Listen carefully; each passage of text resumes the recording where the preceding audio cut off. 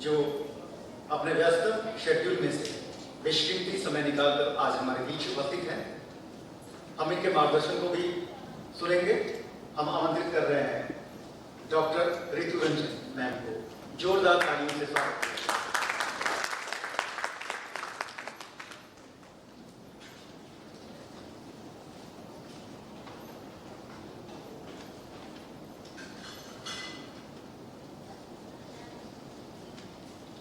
सुप्रभात सबको और धनतेरस की शुभकामनाएं। मैं NHRCCB को धन्यवाद देना चाहूँगी जो मानवाधिकार के क्षेत्र में इतना अच्छा काम कर रही है, जिन्हें लोग ह्यूमन राइट्स कमीशन से कंपेयर करते हैं, फोन के पास जाता है। मैं अभिनंदन करना चाहूँगी सेंट्रल स्टेट कन्वेनर और अतिथिगण जो हमारे स्टेज पे बैठे हैं और आप सबका। आज दिन भर का प्रोग्राम मानवाधिकार पे है, तो मैं ये कहना चाहूँगी कि जब तक आप मानवाधिकार को जानेंगे नहीं तब तक आप उसके बारे में सोचेंगे नहीं, और जहाँ आपको ये नहीं लगेगा मेरे मानवाधिकार का हनन हो रहा है, तब तक आप उसके लिए प्रोटेस्ट नहीं करेंगे।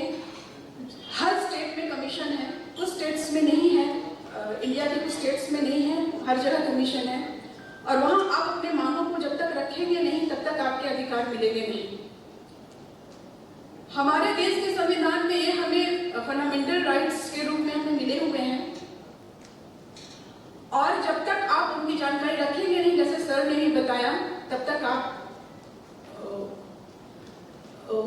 उसको आप पाएंगे नहीं।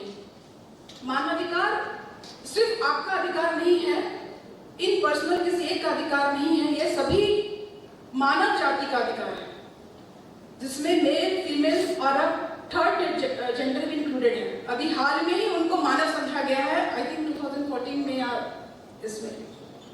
तो जितने भी हैं वो उनके सारे वो अधिकार हैं, और मानवाधिकार सिर्फ आपके अपने अधिकारों की बात नहीं करता है, हर एक इंसान को दूसरे के मानवाधिकारों का भी रिस्पेक्ट करना चाहिए। जैसे ही आप ये समझ लें कि मेरे सामने जो खड़ा है उसके भी अधिकार है, और मेरे द्वारा वो सामने वाले व्यक्ति का अधिकार अगर हनन नहीं होता है, तो ये सिर्फ आप उसके मानवाधिकार की सुरक्षा नहीं कर रहे हैं, ऐसा करके वो आप अपने मानवाधिकार की भी सुरक्षा कर रहे हैं। और ये हर एक को समझना चाहिए, हर एक मनुष्य जाति से जो भी है वो किसी भी जेंडर के हो, उनको समझना चाहिए।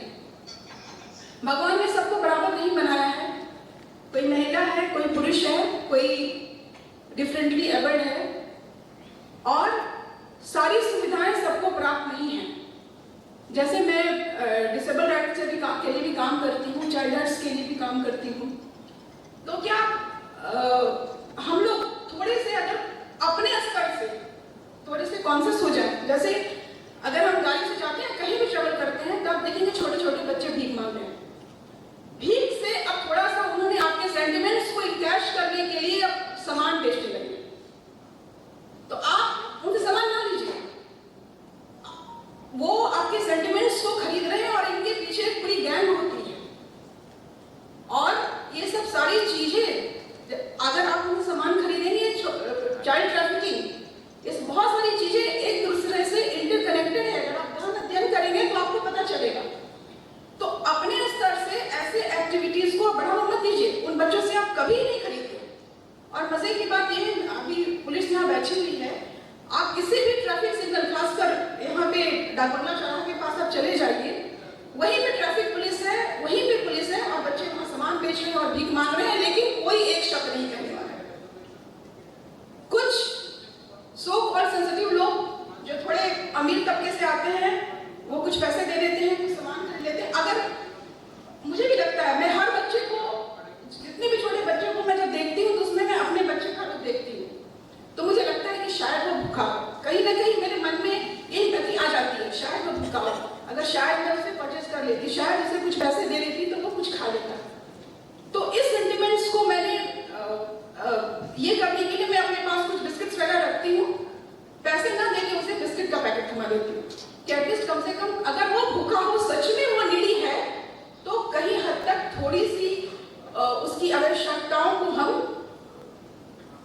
पूरा कर सकते हैं, थोड़ी सी अपने हक इसमें।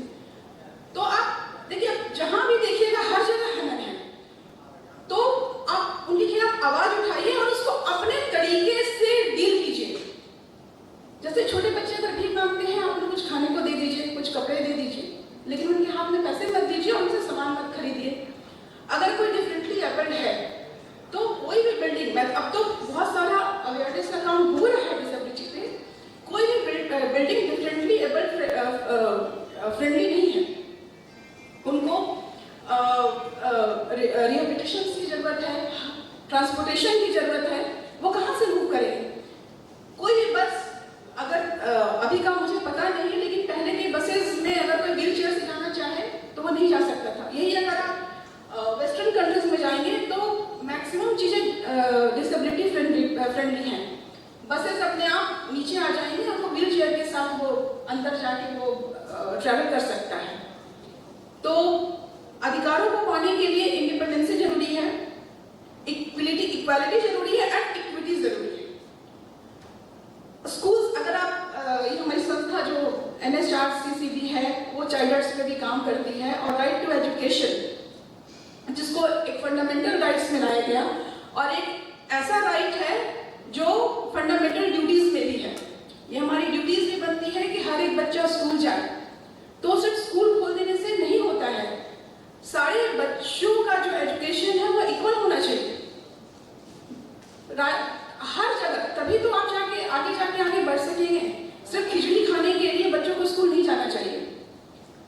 उन्हें पौष्टिक तत्व जो WHO और इसकी वजह से उन्हें मिलती हैं, वो भी प्रॉपर नहीं मिल पाती हैं। तो राइट टू एजुकेशन में उन्हें क्वालिटी एजुकेशन, न्यूट्रिशियस फूड, ये सारे प्रोवाइड करने चाहिए।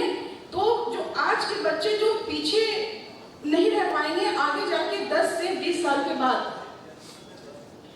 तो मैं बस ज्यादा समय न लेके मैं बस इतना ही कहूंगी कि आप तो अपने मानवाधिकारों का सम्मान कीजिए, साथ ही साथ दूसरे के मानवाधिकारों का सम्मान कीजिए, और इसे अपनी ड्यूटी समझिए कि वो सामने वाला भी, अच्छा कोई भी काम छोटा बड़ा नहीं होता।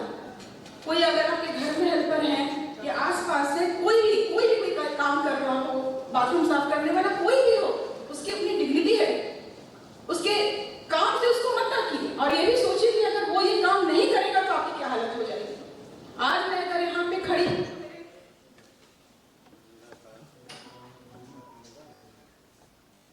बोलूं, आवाज मेरे घर में मेरे अगर कोई है, तो हर के कामों का और हर के डिग्निटी का रिस्पेक्ट करना चाहिए।